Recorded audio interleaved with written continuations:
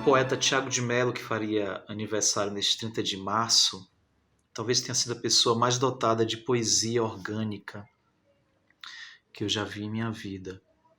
Parece um pouco redundante falar que um poeta era dotado de uma poesia muito natural, uma poesia nos poros, mas isso não é exatamente algo ordinário. Era algo muito extraordinário na figura dele.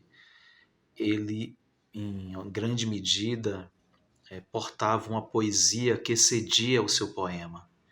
Ele transportava para a vida, para pequenas coisas do cotidiano, uma leitura poética que impregnava a todos que estavam em volta dele. Eu estive 2 vezes com o Tiago na floresta amazônica, hospedado em sua casa na freguesia do Andirá, uma casa erguida em pilotis, que quando há uma cheia do rio, ela fica flutuante, né? Ela paira sobre o rio Andirá. E na primeira ocasião foi para escrever sobre a história de suas casas na floresta.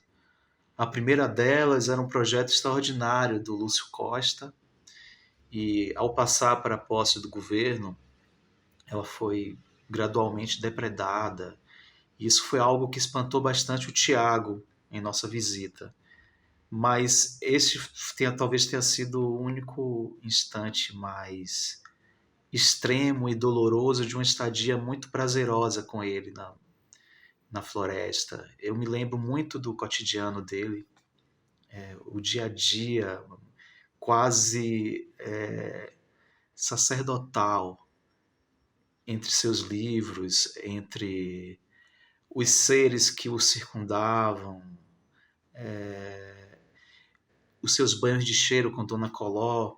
E era muito marcante para mim um certo ritual que havia naquela vida do Tiago na floresta.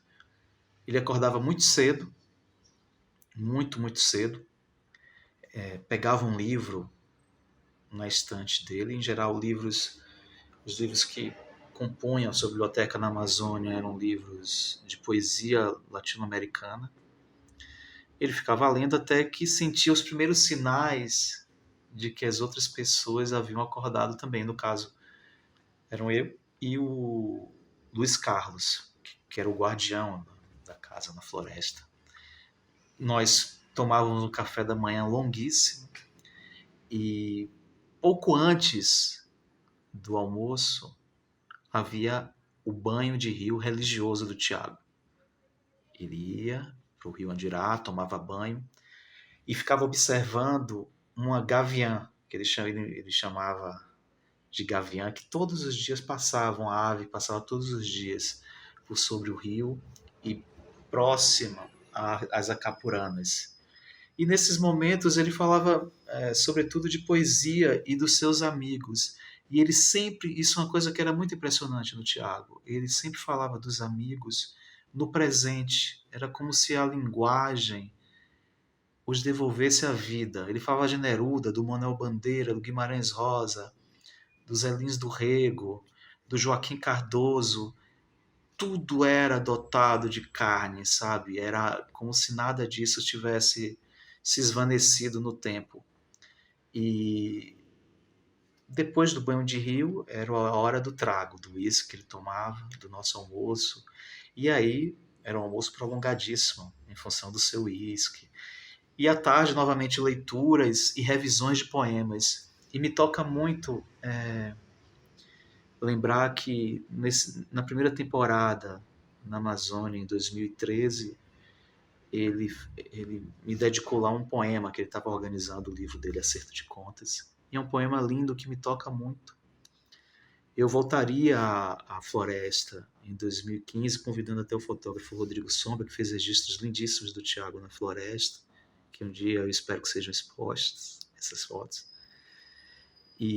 Mas desse poema, eu gostaria de terminar um pouco essa lembrança de Tiago, que foi certamente um amigo que me deu uma influência existencial tremenda. Mas eu queria ler rapidamente esse poema que eu acho lindíssimo e que celebra um pouco a nossa amizade. Um pouco não, muitíssimo. Que é Confia, mas não tanto. Te comove a beleza da nuvem, uma estátua esplêndida de mármore. Pois lá vem vindo o vento, cheio de bordas, a nuvem, vapor d'água, se esvai. Não te fiz no fulgor suave do olhar que encanta. Dentro dele, brasa fria, outros olhos te decifram a escritura do silêncio. Pondera bem a extrema serenidade da pele das águas que te sabem a precisão da paz. Debaixo dela, monstros ferozes que não dormem, na espera infalível, destroçando o teu barco e o sonho da proa.